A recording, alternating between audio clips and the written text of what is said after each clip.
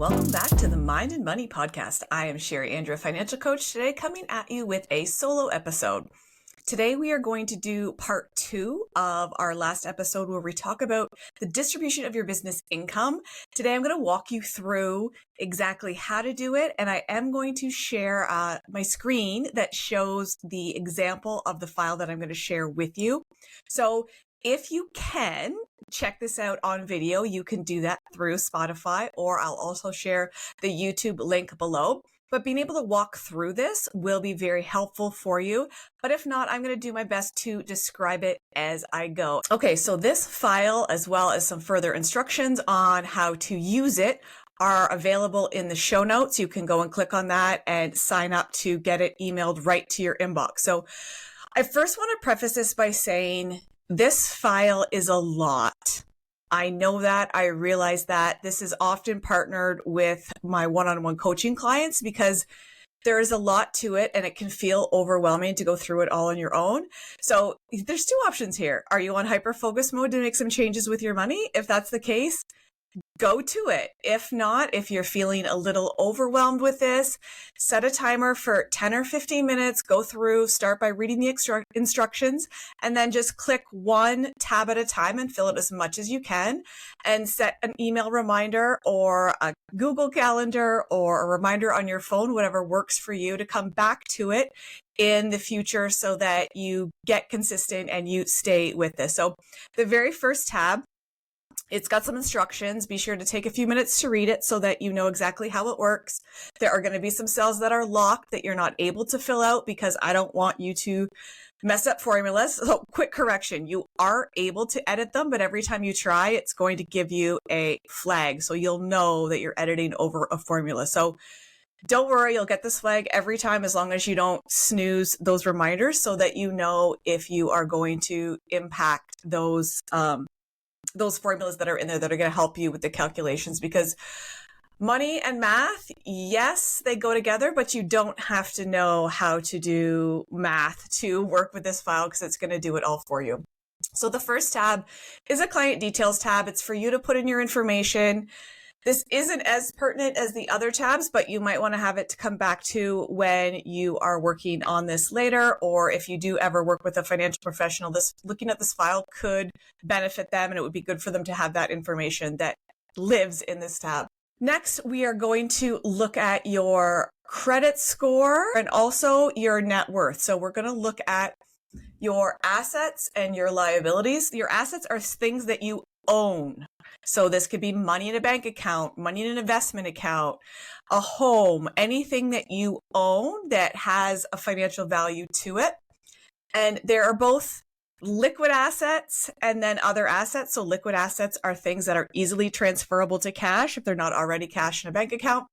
And then the same, you've got short-term and longer-term liabilities. So a short-term liability could be credit card debt.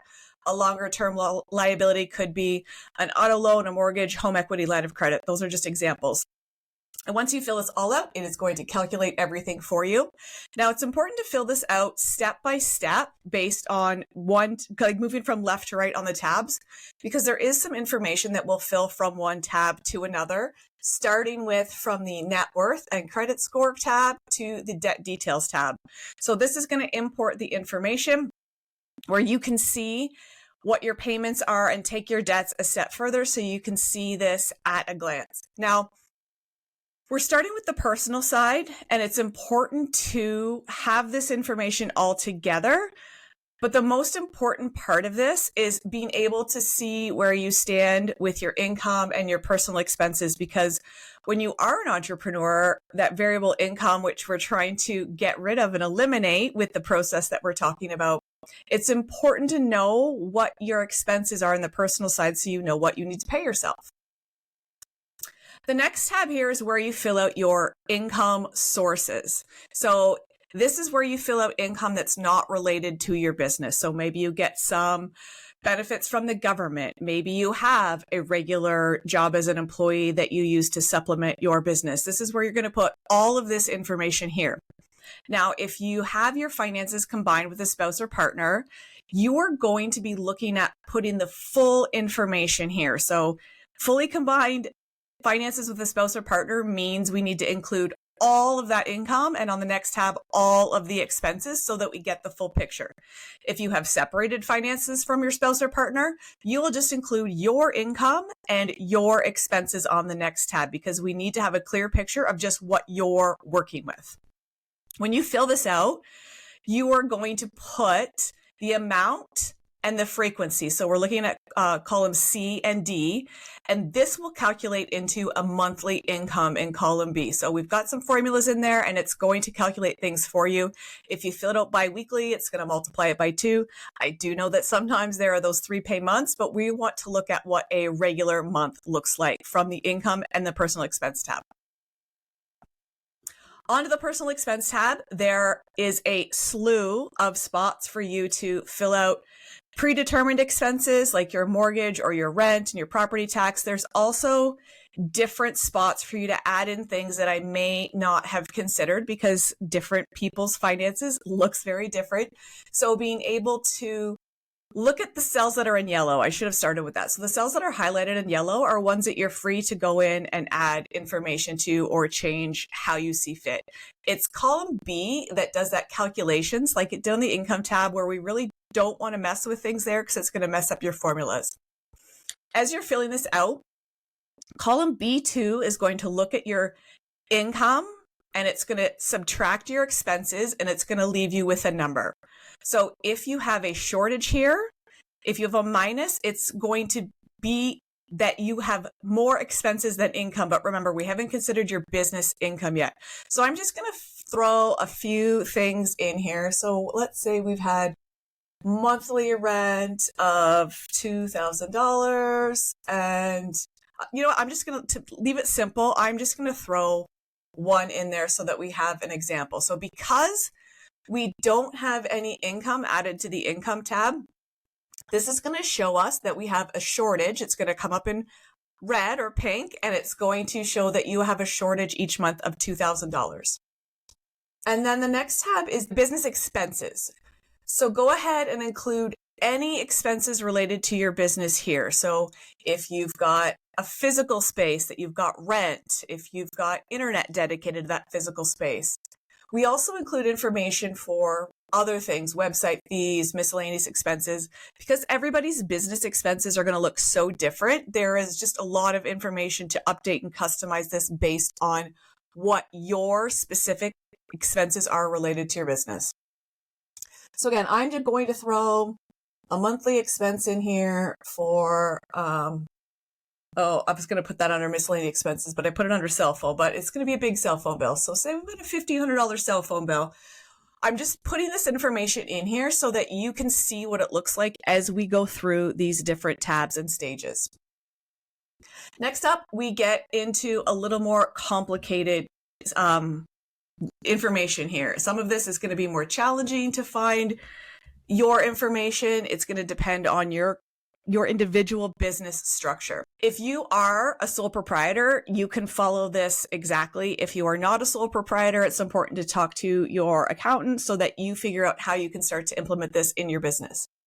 So we're going to start by just putting some random information in there. Okay, not random, some guesstimations in there. So what do you think your overall annual gross income is going to be in your business this year? So you can use some information from previous years, or you can use some year-to-date information depending on where you're at. So I'm going to use some nice round numbers. So say you're going to have your first 6-figure income. You're going to hit 100,000 this year, but you have a business that's got some significant costs. So you're going to have expenses that you estimate for the year at $50,000. And then what you're going to do is we need to get an idea of your estimated personal income tax rate. Again, this is for sole proprietors. So if you are Canadian, there are some really good income tax estimators. You can look at past returns or contact your accountant to get an idea of what your personal income tax rate is. So let's say in this situation, it's 20%. So I'm going to plug 20% in there on cell B5. And then what that is going to calculate then is your estimated annual tax payable for the year that we've just put these estimates in for. And the key to this process is that the percentages that we're calculating are based on your gross income, because a lot of times a barrier to knowing what you're supposed to put away for your taxes or what you should be putting away for your taxes is you haven't done your monthly bookkeeping or you don't know what your profit is for any given month. So if you're waiting to figure out what your profit is for the month to know what you have to put away in taxes, that can often be a barrier. So what this file is doing is it's calculating your tax percentage on your gross income. So because we've put in here that you've got expenses that are 50% of your gross income, it's going to take that 20% tax rate and it's actually going to calculate it based on what percentage of your gross income you should be putting away for taxes. So because we are showing that half of our income is going to expenses in our business, it's actually cutting the tax rate in half. So it's getting the percentage for your gross income. So this means if you bring in $100,000, that you need to put away 10% of that, or that $10,000 that we're showing. So this is a lot. You might want to come back and re-listen. If you're not watching the video, you might want to come back and re-watch, or just come back to this when you're filling this out on your own so that you can get some more understanding and information about the process. And I also really think it's important to add a bit of a buffer. So if you are needing to save 10% for your taxes, 10% of your gross income, so 10% of all the money that comes into your business, I always suggest adding a little buffer. So depending on what that tax percentage is, so at 10%, 3% is going to be a pretty big buffer. So maybe you want to take this down to 2% or 1%, or maybe you want to leave it at 3%, because honestly, I love when I get messages from people that I've worked with in the past, that I'm currently working with, that tells me they have more money in their tax savings account than what they need. And then you're able to pay yourself a nice little bonus when you've got your taxes done. So think about what percentage of a buffer you're going to feel comfortable with, what's going to work for you. And then it's going to add those two together for you and show you your your percentage of your gross income to save for taxes based on all of these calculations. And we talked about in the last episode the frequency of which to move your money from your business income account to your other accounts. I said that I do monthly. I do it at the end of each month. And Val, I'm pretty sure she said she does it weekly. So whatever frequency you're going to do that, the percentage doesn't change. But you can look at this and see an estimate at the bottom. So in rows 19 and 20, could be weekly or monthly, whatever makes sense to you. So say you're going to do it at a specific frequency. Maybe you do it at a frequency whenever there's $5,000 in your bank account. You get to decide whenever that happens. It's just about being consistent with it. So in this situation, say you're going to do it when you have $1,000 in your bank account. That then spits out the number that you want to put $130 into your income tax savings account. So this is going to vary depending on your situation, just like everything else will in this file. And then we're going to move over. This is where it gets a little more complicated. So if you're feeling a little stressed, a little overwhelmed with all of this math that's been happening here, it's okay to pause.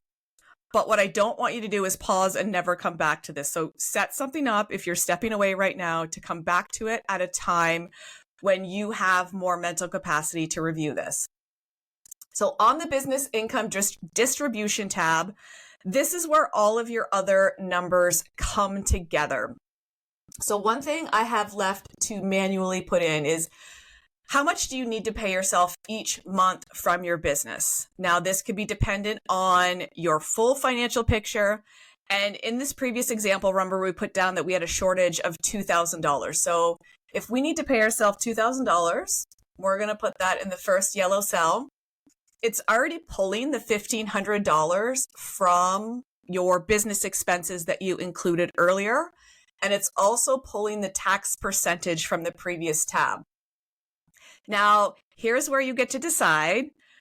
Do you want to put a percentage away for a quarterly bonus or for the profit part of your business? And I recommend we start with at least 1% because it just is a good habit to build. So we're going to put 1% in there. And there is a spot in here for sales tax. So depending on where you live, you will have rules on if you have to collect sales tax and what percentage of sales tax you need to include. So if you don't have sales tax, you just leave that blank. If you have a sales tax percentage that you have to collect, you're going to put that percentage in here, and it's going to add some other layers to the next spot that we've got. If you don't have sales tax that you are collecting in your business, just leave that blank. In cell C12, it is going to tell you to pay yourself the $2,000 that you need to pay yourself in your business, and to collect the percentage for your tax and for your profit that you need to earn $4,127.20 in your business to pay your business expenses, pay yourself $2,000 a month, and be able to consider taxes. So this next section is exactly what I use each month when I'm distributing my income. So because the income is all collecting in one account all month long for me, or whatever period you decide for yourself, what you're going to do is that at the time you want to distribute your income, you are going to come to this file and you are going to type in the balance in your business income account. And then we're going to work out these percentages. So if you are needing to make $41,2720 each month in your business, what this is going to do is it's going to average out if you have variable income. So some months you are going to have $6,000, maybe $8,000, maybe even more if your business is seasonal. But ideally, it's going to average out so that you're able to cover all of your expenses. And what I see with my ADHD entrepreneur clients is when they know exactly how much they need to earn in their business each month to cover all their bases, they get super fucking focused on actually doing that. So let's say we're going to round up a little bit. Let's say we've got $4,200 in our business income account. We're not collecting sales tax in this example, so we are not going to need to put money away for sales tax. Then we get to these percentages. So in column E, this is where we're actually breaking down the percentages of what goes into each individual account. So here we are going to put in our tax percentage. We are going to want to be putting away 13% for our taxes. And then our bonus, we are going to have our target of 1%. And then from there, I know there's probably a better way to do this. My brain knows there's a better way, but I am not at the point where I'm going to sit here and plug out this formula. So here's what I do. I just start with different percentages to see where I get. And my goal is to have it be $2,000 and very, very close to that $2,000 in F19. So let's just start with 75% here. Oh, that's way too much because I forgot that our business expenses were pretty big. So let's go 60. And we're going to need to get it to, there we go. Oh, I should have been able to do better math, but I've shared this before. I don't do math in my head worth shit. So it's okay not to do math in your head and be able to calculate things on the fly. And then you need to get it so that the bottom calculation, you want it to equal bang on 100% because you can't distribute 105% of your income because you only have 100% of it. And you also don't want to distribute less than 100% because there's going to be some random number sitting in your business income account that hasn't been given a job yet. Now, one thing you might want to do is, depending on when you distribute this income, the timing is important depending on any bank fees that you might have coming out of your business income account. So if your bank fees come out at the end of business on the last day of the month or the first day of business the following month, and you're not going to have any income deposited into that account, you want to consider your bank fees in there as well. So you don't want to go into your overdraft or you don't want to bounce your bank fee. So if you have a bank fee, consider the timing of when you're going to distribute your income based on the timing of that bank fee so that you don't go negative in that account and incur possibly some outrageous NSF fees, because we don't want that for you. We want you to have money in all of your different business accounts, but we don't want you to be charged any extra fees because you're probably already getting charged bank fees as it is. So then the only other item that we need to consider here now is your expenses. So remember, we've got $1,500 worth of expenses that we need to cover. We've got 64% that is already spoken for. So we're going to just plug in the remainder here and see where we get, because we are a little bit over with our 50% going to our owner's compensation. So we might have to wiggle that a bit.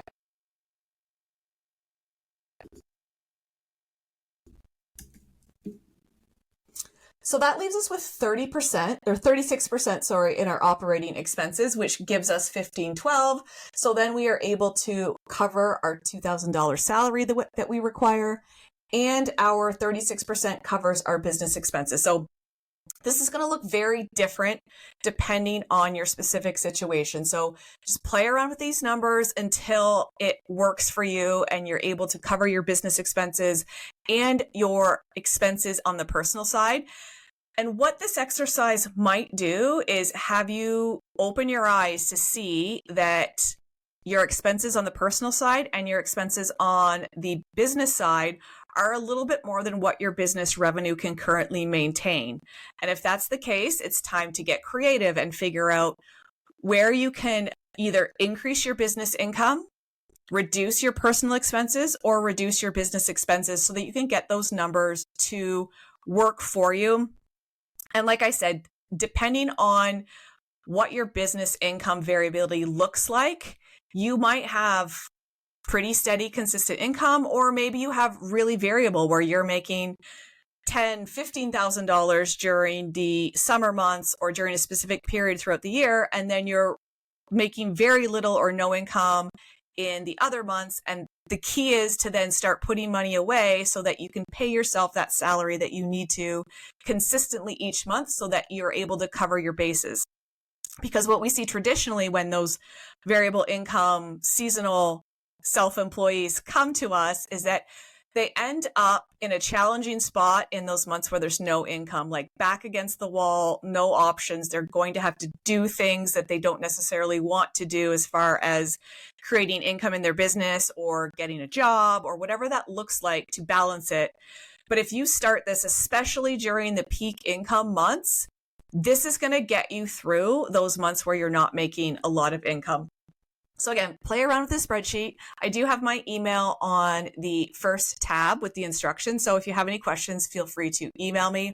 And I'm also going to link on that first tab the episodes to the links to this episode as well as the previous episode. So if you missed that first one, you can come and check it out and get all of the information that we are sharing with you, because we don't want variable income to be a stressor for you, but it does require some preparation on the business side and some clarity with your numbers. So we are glad that you have been here, and we can't wait to see you next week on the Mind and Money podcast. Have an amazing day.